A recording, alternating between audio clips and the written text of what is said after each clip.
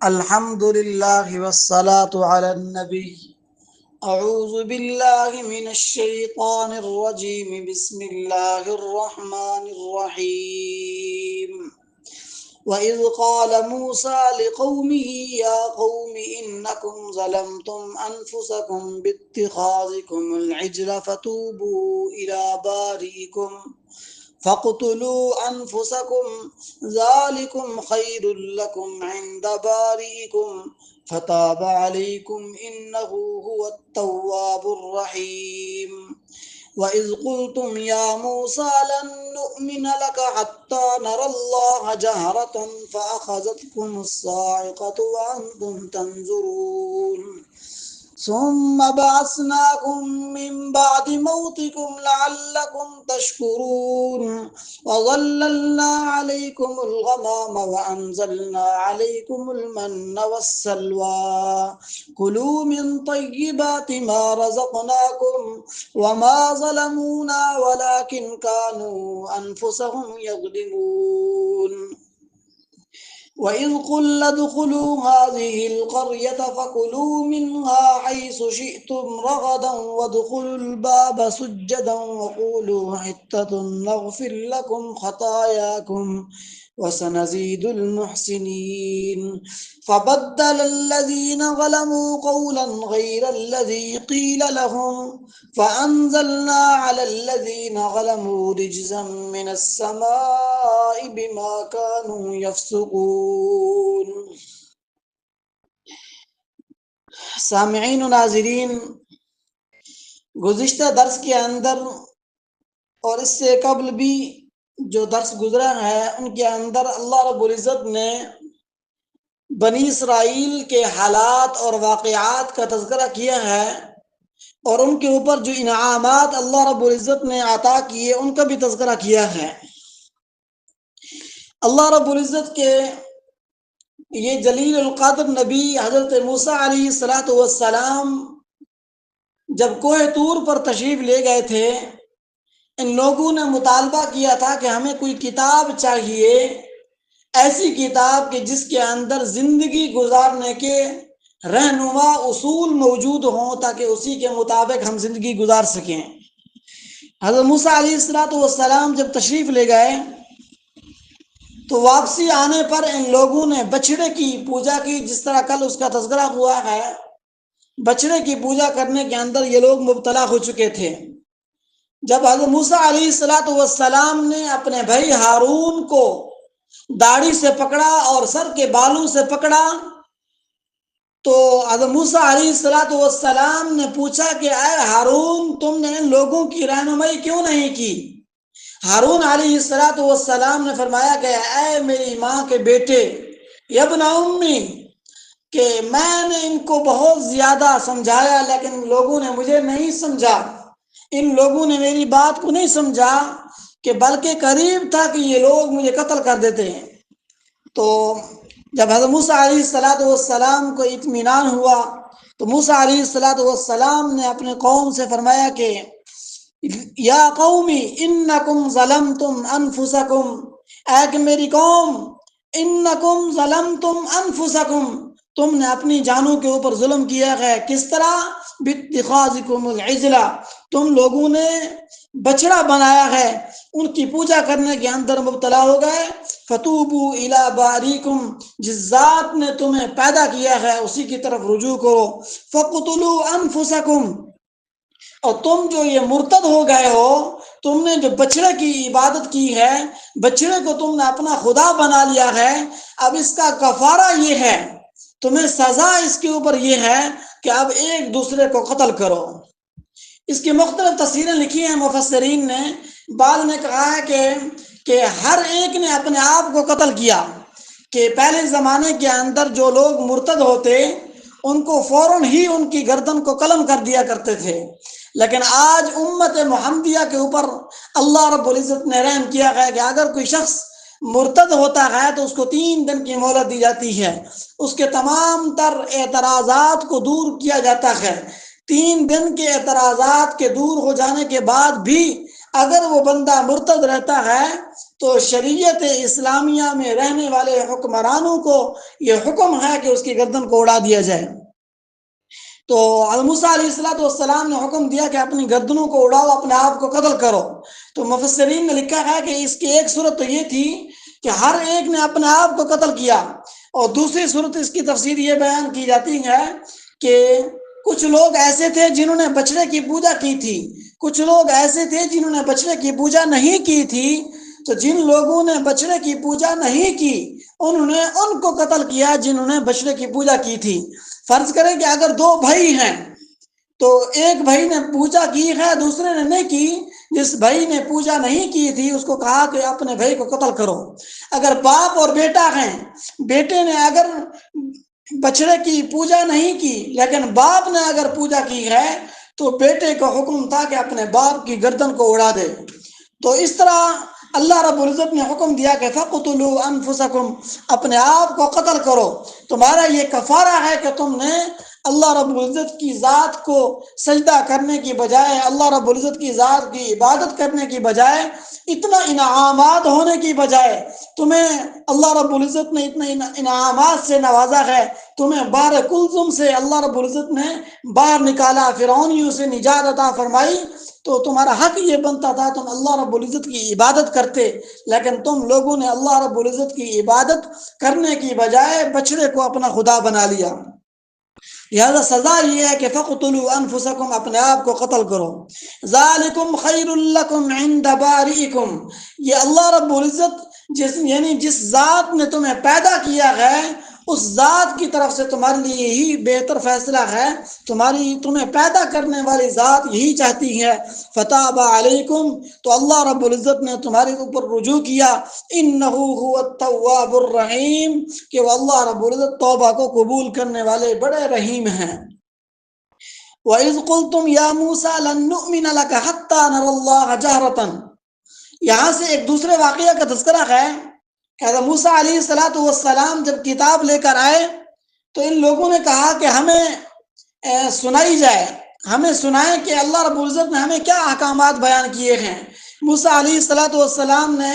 جو 10 تختیاں تھیں وہ ان کو پڑھ کر سنائیں، تو یہ لوگ کہنے لگے کہ یہ تو اس کے اندر تو مشکل احکامات ہیں، آپ اللہ رب العزت کے پاس جائیں، اللہ رب العزت سے کہیں کہ ہمیں آسان احکام عطا کریں، یہ ان کے اندر ترمیم کریں، کہ یہ مشکل احکام ہیں، ہم سے یہ پورے نہیں ہو سکیں گے۔ تو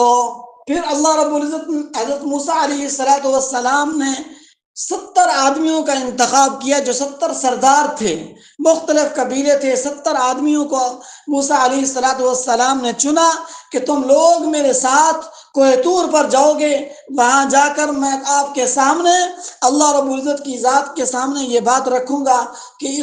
ان کتاب کے اندر مشکل احکامات ہیں، ان کو بھی تبدیل کر دیجئے۔ تو جو وہاں پر جب گئے تو موسیٰ علیہ السلام نے کلام کیا، وَإِذْ قُلْتُمْ يَا مُوسَىٰ،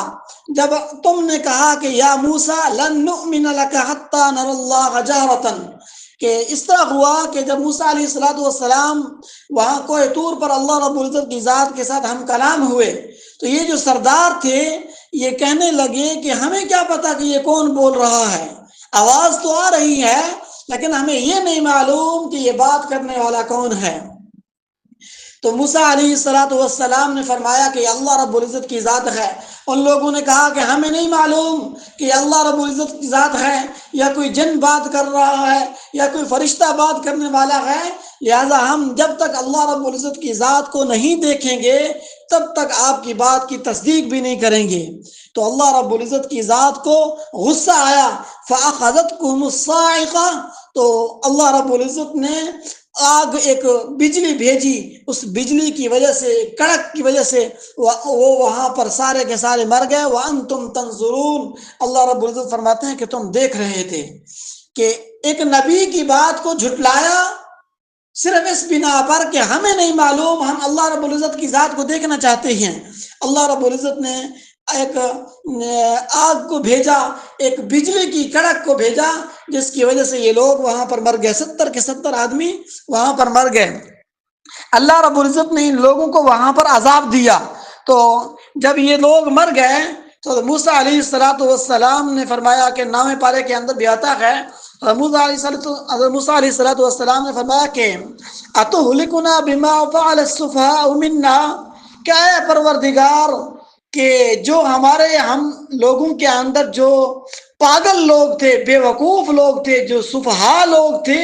آپ نے ان لوگوں کو مار دیا ہے، ہلاک کر دیا ہے۔ ان ہی الا فتنتک، یہ تیری طرف سے بڑی آزمائش ہے۔ موسیٰ علیہ السلام نے درخواست کی کہ یا اللہ ان لوگوں کو دوبارہ زندہ کر دیجئے، کیونکہ میں تو ان کو اپنی دلیل کے لیے لے کر آیا تھا، بات کو پکا کرنے کے لیے لے کر آیا تھا، لیکن جب ان کو میں واپس کیسے جاؤں گا، ان لوگوں کو کیا جا کر کہوں گا، تو دوبارہ ان کو زندہ کر دیجئے۔ پھر اللہ رب العزت نے یہ کے بعد دیگرے ان تمام کو اللہ رب العزت نے دوبارہ زندہ کر دیا تھا۔ تو بہرحال اللہ رب العزت فرماتے ہیں کہ ثم بعثناکم من بعد موتکم، ہم نے تمہیں زندہ کر دیا تمہارے مرنے کے بعد، لعلکم تشکرون، تاکہ تم شکر ادا کرنے والے بن جاؤ۔ لیکن یہ ناشکری قوم ہے، مرنے کے بعد بھی اللہ رب العزت نے انہیں دوبارہ زندگی دی ہے، لیکن یہ لوگ نہ شکر کرتے ہیں، بالکل نہ شکرے ہیں۔ لعلکم تشکرون، کہ تم بڑے ہی نہ شکرے ہو۔ جیسے حضرت موسیٰ علیہ السلام کے باقی بھی معجزات ہیں کہ اللہ رب العزت نے موسیٰ علیہ السلام کو اپنی ذات کے ساتھ کلام کرنے کا شرف عطا فرمایا تھا، اسی وجہ سے حضرت موسیٰ علیہ السلام کو موسیٰ کلیم اللہ کہا جاتا ہے۔ جب حضرت موسیٰ علیہ السلام جب اللہ رب العزت کی ذات کے ساتھ کوہ طور کی طرف کلام کرنے کے لیے جاتے تو لوگ سمجھ جایا کرتے تھے آج موسیٰ اپنے رب کے ساتھ بات کرنے کے لیے جا رہے ہیں۔ تو بعض دفعہ راستے کے اندر کوئی مل جاتا کہ وہ کہہ دیتا کہ اللہ رب العزت کو میرا یہ پیغام دے دینا، دوسرا کہتا کہ میرا یہ پیغام دے دینا۔ تو ایسے ہی ایک دن حضرت موسیٰ علیہ السلام جا رہے تھے، ایک امیر آدمی، مالدار آدمی ملا کہ جس کے پاس دنیا کی ہر چیز موجود تھی۔ وہ کہنے لگا کہ اے موسیٰ، اللہ رب العزت کو میرا یہ پیغام دینا کہ اے اللہ میرے پاس مال بہت ہے، میں بہت امیر ہوں، میرے پاس بہت کچھ ہے، اب اللہ رب العزت کو کہہ دیجئے کہ اب مال میرے اوپر اپنی رحمتوں کا نزول کرنے کی بس کر دیجئے، اب مجھے ضرورت نہیں ہے۔ تو موسیٰ علیہ السلام نے فرمایا کہ ٹھیک ہے جی، پیغام دے دیں گے۔ آگے تھوڑا گئے تو ایک آدمی اور ملا کہ جسم کے اوپر کپڑے نہیں ہیں، جوتا نہیں ہے، چھت نہیں ہے، کھانے کو کچھ نہیں ہے، ٹکڑا نہیں ہے، پہننے کے لیے کپڑا نہیں ہے۔ تو ایسا شخص موسیٰ علیہ السلام سے کہتا ہے کہ موسیٰ، اپنے پروردگار سے کہہ دیجئے کہ تیرا ایک بندہ ایسا بھی ہے، وہ کہتا ہے کہ اے اللہ، تو نے مجھے پیدا کر کے مجھے بھول چکا ہے، نعوذ باللہ، کہ میری قدرت، میری قسمت کے اندر، میری تقدیر کے اندر آپ نے کچھ نہیں لکھا کہ میں تو آج میرے پاس کچھ کھانے کے لیے نہیں، کچھ پینے کے لیے نہیں، کچھ پہننے کے لیے نہیں ہے۔ تو موسیٰ علیہ السلام نے فرمایا کہ ٹھیک ہے، ہم پیغام دے دیں گے۔ جب موسیٰ علیہ السلام گئے اور جا کر پیغام دیا کہ یا اللہ، تیرا ایک بندہ ایسا ہے جسم پر کپڑا نہیں، پاؤں میں جوتا نہیں، سر پر کپڑا نہیں، اور رہنے کے لیے مکان نہیں، کھانے کے لیے روٹی نہیں، کھانا نہیں ہے، پینے کے لیے پانی کے لیے ترس چکا ہے۔ وہ بندہ فریاد کرتا ہے کہ اے اللہ، کیا تو مجھے بھول چکا ہے؟ کیا میری تقدیر، میرے حق کے اندر جو رزق لکھنا تھا اس کو نہیں لکھا؟ تو اللہ رب العزت نے فرمایا کہ اے موسیٰ، ایسے شخص کو جا کر میرا جواب دینا اور بتانا کہ تو ہمیشہ ہمیشہ ایسا ہی رہے گا، تجھے کچھ بھی عطا نہیں کیا جائے گا۔ موسیٰ علیہ السلام نے عرض کی کہ یا اللہ، یہ کیا ماجرا ہے؟ بندہ تو چاہتا ہے کہ مجھے عطا کیا جائے، لیکن تو چاہتا ہے کہ نہیں، میں نے کچھ بھی عطا نہیں کرنا۔ تو اللہ رب العزت نے فرمایا کہ ہاں موسیٰ، اسی وجہ سے کہ یہ بندہ، اس بندے کو میں نے ہر چیز عطا کی ہے، لیکن یہ بندہ نہ شکرا ہے، اس نے نہ شکرے کی ہے، اس لیے میں نے اس سے تمام اپنی نعمتیں چھین لی ہیں۔ اور دوسرا بندہ، یا اللہ، دوسرا بندہ ہے جو یہ پیغام دے کر اس نے مجھے بھیجا ہے اور کہا ہے کہ یا اللہ، میرے پاس بہت کچھ ہے، میرے پاس دنیا کی ہر چیز موجود ہے، بس اب میرے اوپر بس کر دیجیے، اب مجھے اور کچھ نہیں چاہیے۔ تو اللہ رب العزت نے فرمایا کہ اے موسیٰ، ایسے شخص کو جا کر کہنا کہ آپ کے اوپر اللہ رب العزت کی رحمتوں کی طرف سے اور بھی بارش ہوتی رہے گی، اس میں سے کچھ بھی کم نہیں ہوگا۔ تو موسیٰ علیہ السلام نے عرض کی کہ یا اللہ یہ کیا ماجرا ہے، وہ تو چاہتا ہے کہ میرے پاس مال بہت ہے، میرے پاس مجھے اور کچھ نہیں چاہیے۔ تو اللہ رب العزت نے فرمایا کہ موسیٰ یہ بندہ میرا شکر ادا کرتا ہے اور مجھ رب کا یہ وعدہ ہے لَإِن شَكَرْتُمْ لَأَزِيدَنَّكُمْ، اگر تم شکر ادا کرو گے تو میں تمہارے اس شکر ادا کرنے کی وجہ سے جس نعمت کا تم شکر ادا کرو گے اس نعمت کو بڑھا دوں گا۔ اللہ رب العزت کی مرضی ایک کا 2 کر دے، ایک کا 10 کر دے، ایک کا 100 کر دے، ایک کا 1000 کر دے، اور اس کی مرضی اپنے شیان شان کتنا کرے یہ اللہ رب العزت ہی جانتے ہیں۔ اور اللہ رب العزت یہ بھی جانتے ہیں کہ جو کسی نعمت کی نہ شکری کرتا ہے تو اس سے مال کو لینا واپس اس سے کھینچنا بھی مجھے آتا ہے۔ تو بہرحال اللہ رب العزت نے ان لوگوں کو مر جانے کے بعد دوبارہ زندہ کیا ہے تو لعلکم تشکرون، کہ تاکہ تم اللہ رب العزت کی ذات کا شکر ادا کرنے والے بن جاؤ۔ آگے فرمایا وَظَلَّلْنَا عَلَيْكُمُ الْغَمَامَ وَأَنزَلْنَا عَلَيْكُمُ الْمَنَّ وَالسَّلْوَىٰ كُلُوا مِن طَيِّبَاتِ مَا رَزَقْنَاكُمْ وَمَا ظَلَمُونَا وَلَٰكِن كَانُوا أَنفُسَهُمْ يَظْلِمُونَ۔ یہاں سے ایک اور واقعے کا تذکرہ ہے۔ جب یہ لوگ بحر کلثم کراس کر کے گئے تھے، آگے وادی تی کے اندر رہ رہے تھے، جس کا تذکرہ کل ہوا تھا کہ وادی تی اتنا بڑی تھی کہ 36 میل لمبائی کے اندر 34 میل چوڑائی کے اندر تھی، اور یہ لوگ وہاں پر رہ رہے تھے۔ اور یہ وہاں پر جب یہ لوگ رہ رہے تھے، اتنا بڑا رقبہ تھا ان کے پاس، تو وہ لوگ وہاں پر رہ رہے تھے۔ تو اللہ رب العزت نے انہیں حکم دیا کہ جاؤ ملک شام کے اندر قوم عمالقہ کے پاس تمہاری زمین ہے، اس زمین کو چھڑاؤ اور آزادانہ طور پر تم ملک شام کے اندر، فلسطین کے اندر تم نے زندگی گزارنی ہے۔ تو ان لوگوں نے وہاں پر جانے سے انکار کر دیا۔ ان لوگوں نے حتیٰ کہ اتنا تک کہہ دیا کہ اذهب انت وربك فقاتلا انا هاهنا قاعدون، کہ اے موسیٰ تو جانے تیرا رب جانے، تو جا تیرا رب جائے، ہم تو یہاں پر بیٹھے ہیں، ہم نہیں جانے والے۔ ایسی قوم تھی بنی اسرائیل۔ تو بہرحال حضرت موسیٰ علیہ السلام، تو یہ اللہ رب العزت نے پھر ان کو اس انکار کی وجہ سے، جہاد سے انکار کی وجہ سے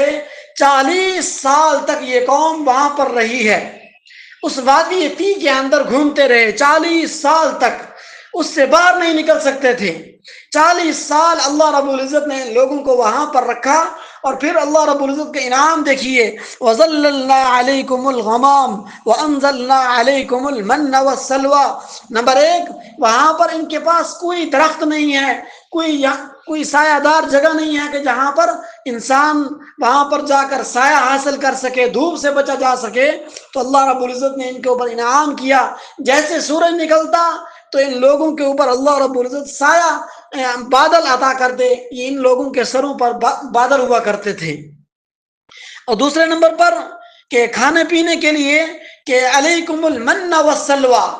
من اور سلوہ ان لوگوں کے اوپر نازل کیا ہے کہ کھانے کے اندر ہمیشہ 2 قسم کی چیزیں ہوتی ہیں، ایک میٹھا ہوتا ہے اور ایک نمکین ہوتا ہے۔ میٹھا اللہ رب العزت نے ان کو کھیر عطا کیا۔ ایک روایت کے اندر آتا ہے کہ آنن فانن ان لوگوں کے پاس عین موقع کے اوپر ایک پلیٹ جس کے اندر کھیر ہوتی، اور دوسری پلیٹ جس کے اندر بٹیر بھنے ہوئے ہوتے، اور دوسری ایک روایت کے اندر آتا ہے یہ سامان تیار ہو کر نہ آتا بلکہ وہاں پر چھوٹی چھوٹی جھاڑیاں تھی اور وہاں پر کچھ پتے لگے ہوئے تھے۔ رات کے وقت میں یہ میٹھا آسمان کی طرف سے اترتا، اور جس طرح ایک پہاڑوں کے اوپر برف جمتی ہے، برف اترتی ہے، جم جاتی ہے، تو ایسے ہی وہاں سے ترنجبین وہاں پر اترتی، یہ لوگ صبح کے وقت اٹھتے اور وہاں سے اٹھا کر اس کو کھا لیا کرتے تھے۔ اور ایسے ہی ان جھاڑیوں کے اندر پرندے بھی ہوتے، بٹیر ہوتے، ان کو آسانی کے ساتھ پکڑ کر بھون کر کھا لیا کرتے تھے۔ تو اللہ رب العزت نے ان لوگوں کو یہ انعامات سے نوازا۔ پانی کا تذکرہ آگے اگلے رکوع کے اندر آئے گا۔ تو بہرحال ان کے لیے یہاں پر سائے کا بھی انتظام ہو گیا، آسمان سے ان لوگوں کے لیے اللہ رب العزت نے بٹیر بھی اتارے، کھیر بھی اتاری، لیکن یہ ایسی ناشکری قوم تھی، ان لوگوں نے کہا کہ من بسلیہ عدسیہ و بسلیہ کہ اے اللہ ہمیں تو ایسی چیز چاہیے جس کو زمین نکالتی ہو، ہمیں ساگ چاہیے، ہمیں لہسن چاہیے، ہمیں پیاز چاہیے، ہمیں دال چاہیے، ہمیں یہ چیزیں چاہیے، ہمیں یہ جنت کی چیزیں نہیں چاہیے۔ تو اللہ رب العزت نے فرمایا کہ ٹھیک ہے، پھر ساری زندگی دال کھاتے رہو، اور یہ دال تو اب مدارس کے اندر طلباء کے لیے تو وبال جان بن چکی ہے۔ بہرحال تو یہ بنی اسرائیل نے جو چیز مانگی تھی اللہ رب العزت نے عطا کی ہے۔ یہ پیاز بنی اسرائیل کا مانگا ہوا ہے، لہسن بنی اسرائیل کا مانگا ہوا ہے، اور اسی طرح یہ ساگ یہ بنی اسرائیل کا مانگا ہوا ہے، دال بنی اسرائیل کی مانگی ہوئی ہے، جو اللہ رب العزت نے ان کو تیتر بٹیر اور کھیر کی وجہ کے بدلے کے اندر اللہ رب العزت نے ان کو عطا کی تھی۔ تو ان لوگوں نے اللہ رب العزت کی اس طرح ناشکریاں کی ہیں، اور اللہ رب العزت کی عطائیں دیکھیے اور ان لوگوں کی ناشکریاں دیکھیے۔ تو اللہ رب العزت فرماتے ہیں کہ وَأَنزَلْنَا عَلَيْكُمُ الْمَنَّ وَالسَّلْوَىٰ ہم نے تمہارے اوپر من اور سلوہ نازل کیا، کُلُوا مِن طَیِّبَاتِ مَا رَزَقْنَاکُمْ اور کھاؤ اس پاکیزہ رزق میں سے جو ہم نے تمہیں عطا کیا ہے، وَمَا ظَلَمُونَا وَلَٰكِن كَانُوا أَنفُسَهُمْ يَظْلِمُونَ۔ اللہ رب العزت فرماتے ہیں کہ ہم نے ان کے ساتھ کوئی نا انصافی نہیں کی، لیکن یہ لوگ اپنی ذات کے اوپر خود ظلم کرنے والے تھے۔ آگے فرمایا وَإِذْ قُلْنَا ادْخُلُوا هَٰذِهِ الْقَرْيَةَ ایک اور واقعے کی طرف اللہ رب العزت اشارہ فرما رہے ہیں کہ جب یہ وہاں پر رہ رہے تھے 40 سال تک یہ لوگ وادی طی کے اندر رہے، 40 سال کے بعد جو بوڑھے بچے تھے وہ بھی جوان ہو چکے تھے، نئی نسل تیار ہو چکی تھی، اب ان کو حکم ہونے والا تھا کہ اب یہ وہاں سے چلے جائیں۔ تو حضرت موسیٰ علیہ السلام اور ہارون علیہ السلام کے وفات کا وقت آ چکا تھا۔ حضرت ہارون علیہ السلام حضرت موسیٰ علیہ السلام سے 3 سال پہلے فوت ہو گئے۔ جب حضرت موسیٰ علیہ السلام کی وفات کا وقت آیا تو موسیٰ علیہ السلام نے اللہ رب العزت سے دعا کی کہ اے اللہ مجھے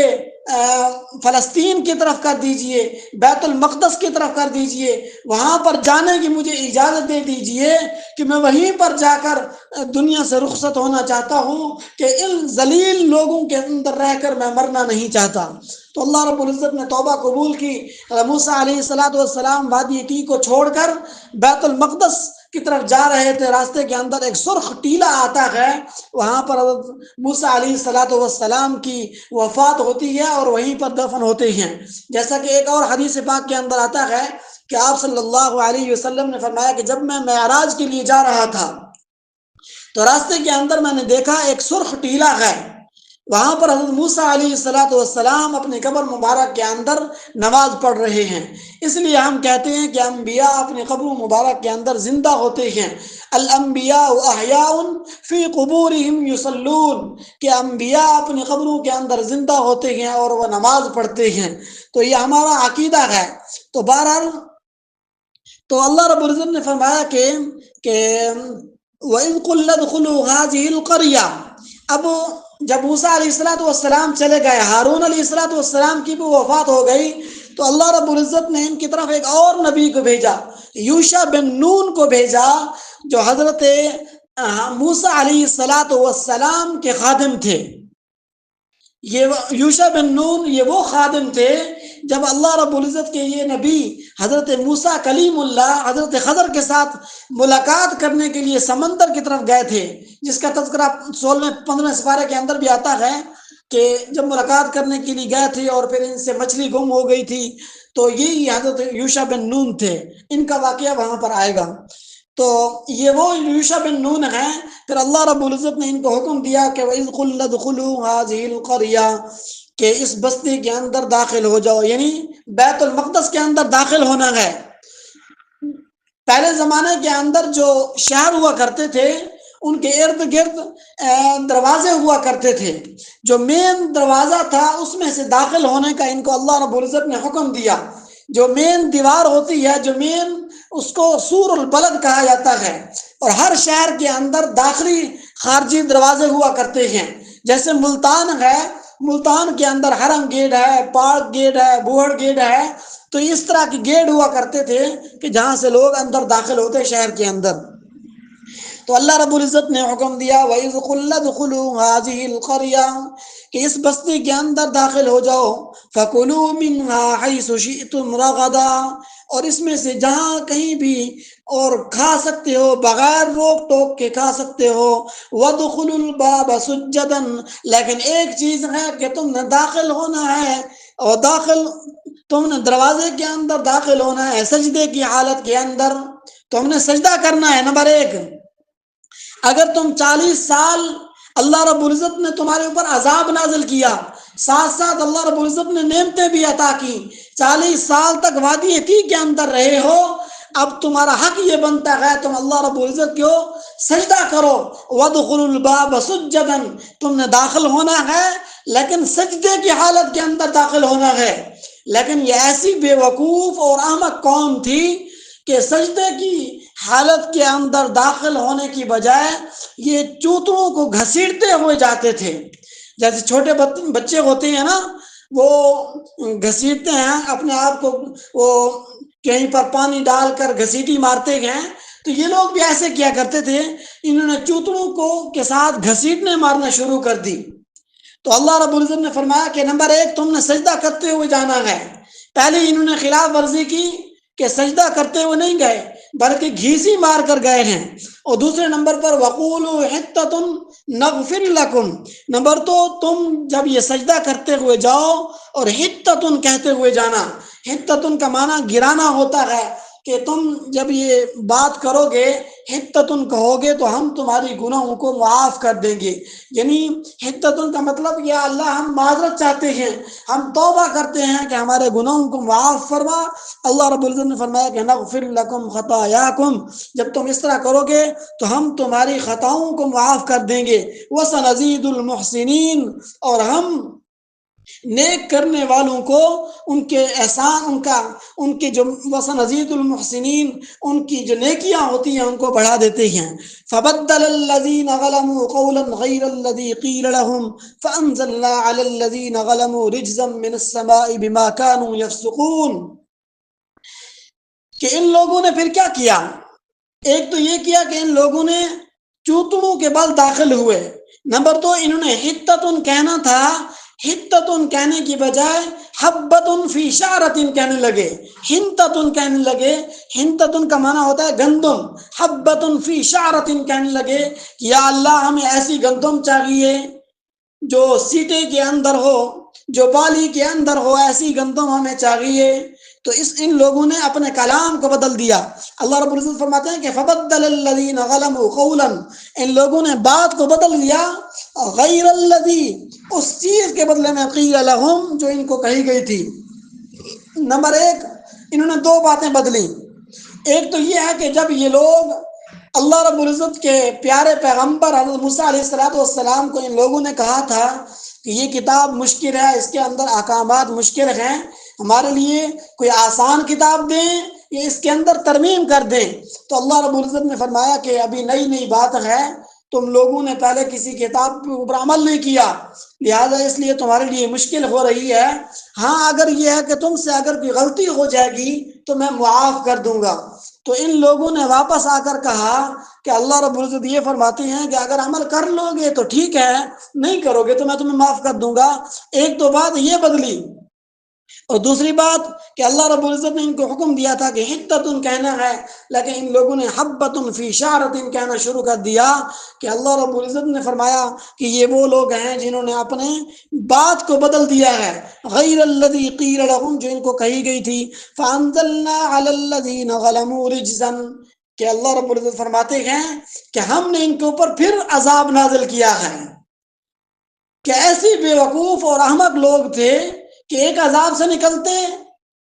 پھر دوسرے کے اندر پھر نافرمانی شروع کر دیتے، پھر اللہ رب العزت معاف کرتے، پھر گناہوں کے اندر چلے جاتے۔ تو یہاں سے اب نکلے گئے، دوبارہ ان لوگوں نے وہاں اللہ رب العزت کی نافرمانی کی ہے، تو اللہ رب العزت فرماتے ہیں کہ فانزلنا علی الذین ظلموا رجزا کہ ہم نے ان کے اوپر عذاب نازل کیا من السماء آسمان کی طرف سے، وہ عذاب کیا تھا؟ طاعون کی بیماری اللہ رب العزت نے بھیج دی تھی، کہ طاعون کی ایسی بیماری تھی کہ کچھ ہی لمحات کے اندر، چند ہی گھنٹوں، 3-4 گھنٹوں کے اندر ان لوگوں میں سے تقریباً 70,000 لوگ مارے گئے اسی بیماری کی وجہ سے۔ چند وقت کے اندر اللہ رب العزت نے دکھا دیا، من السماء بما كانوا يفسقون، یہ عذاب کیوں تھا؟ بما كانوا يفسقون، ان گناہوں کے سبب یہ جو لوگ فساد برپا کیا کرتے تھے، جو فساد پھیلایا کرتے تھے، جو فسق و فجور کیا کرتے تھے، جو گناہ کیا کرتے تھے، ان گناہوں کی بدولت اللہ رب العزت نے ان کو عذاب کے اندر مبتلا کیا ہے۔ دوسرے مقام پر بھی آتا ہے، اللہ رب العزت فرماتے ہیں کہ وما اصابکم من مصیبت فبما کسبت ایدیکم، دنیا کے اندر جتنے بھی تکالیف اور مصیبتیں ہیں، جو عذابات کی صورتیں نازل ہوتی ہیں، یہ اللہ رب العزت نے جو تمہارے اوپر عذاب نازل کیے ہیں، چاہے وہ مہنگائی کا عذاب ہو، چاہے وہ جس طرح کا بھی عذاب ہو، تو یہ عذاب تمہارے اپنے ہاتھوں کی کمائی کی وجہ سے ہے، جو تم گناہ کرتے ہو ان گناہوں کی وجہ سے ہے۔ ہمارا رخ مساجد کی طرف سے نہیں ہے، ہمارا رخ سینماؤں کی طرف ہے، ہمارا رخ مدارس کی طرف نہیں ہے، ہمارا رخ سینماؤں کی طرف ہے، ہمارا رخ مدارس مساجد کی بجائے ہمارا رخ کالج یونیورسٹیوں کی طرف ہے۔ کالج یونیورسٹی کی طرف رخ کرنا کوئی بری بات نہیں ہے، لیکن اس کو اپنا اوڑھنا بچھونا بنا لینا، رات دن اسی کے پیچھے پڑ جانا، دنیا کے اندر اپنے آپ کو اتنا رنگ دینا کہ انسان موت کو ہی بھول جائے، نماز کو ہی بھول جائے، خدا کو بھی بھول جائے، اس رزق دینے والے رزاق کو بھی بھول جائے، اس اللہ رب العزت کی ذات کو جب بھول جاتا ہے تو پھر اللہ رب العزت اس طرح عذابات نازل کرتے ہیں۔ اللہ رب العزت عمل کرنے کی توفیق عطا فرمائے۔